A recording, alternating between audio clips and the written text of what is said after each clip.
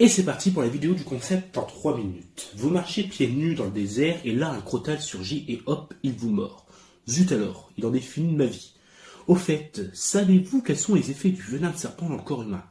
Non, je vous explique. Le serpent a un unique crochet permettant d'injecter lors d'une morsure son venin à sa proie.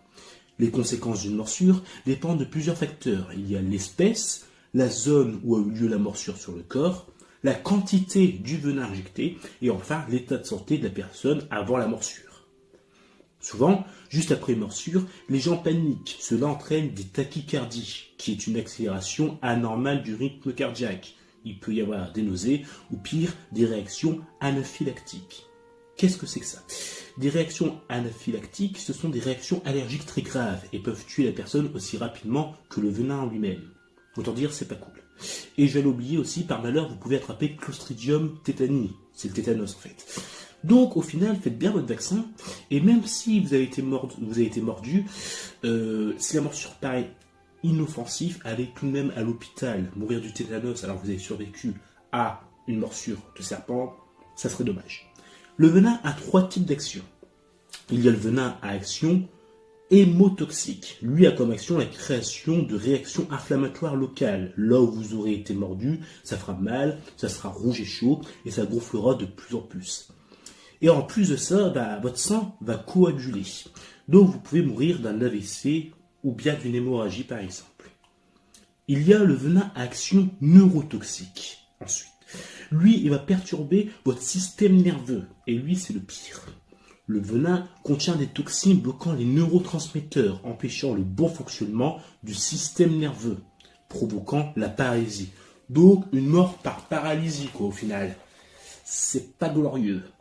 Et enfin, on a ce qu'on appelle le venin à action cytotoxique. Lui, il va cibler toutes les cellules autour de la zone où a eu lieu la morsure, rendant inutilisable ainsi le membre affecté par la morsure. Au final, je peux vous dire, c'est pas cool. Au final, le venin a des effets catastrophiques sur le corps. Et sachez que si par malheur vous faites mordre, un jour vous pouvez aller à la pharmacie du coin ou à l'hôpital et, sa question de survie, demander ce qu'on appelle de l'antivenin. Et aussi, si vous faites mordre, par exemple par une vipère, ne mettez pas un garrot. Bip! Mauvaise option. Pourquoi? Un garrot va tout simplement bloquer votre circulation sanguine et provoquer ce qu'on appelle un œdème. Et là où le serpent a mordu, je peux vous dire que lorsque vous avez un œdème, ça fait très mal. Et c'est pas foufou, je vous l'assure. Enfin, l'idée de sucer la plaie, c'est une très mauvaise idée. À ne pas faire. Donnez du café, de l'alcool, du thé, encore pire. Ça va accélérer votre rythme cardiaque et contribuer à la diffusion de venin. Donc au final, il faut juste rester calme, c'est une question de survie.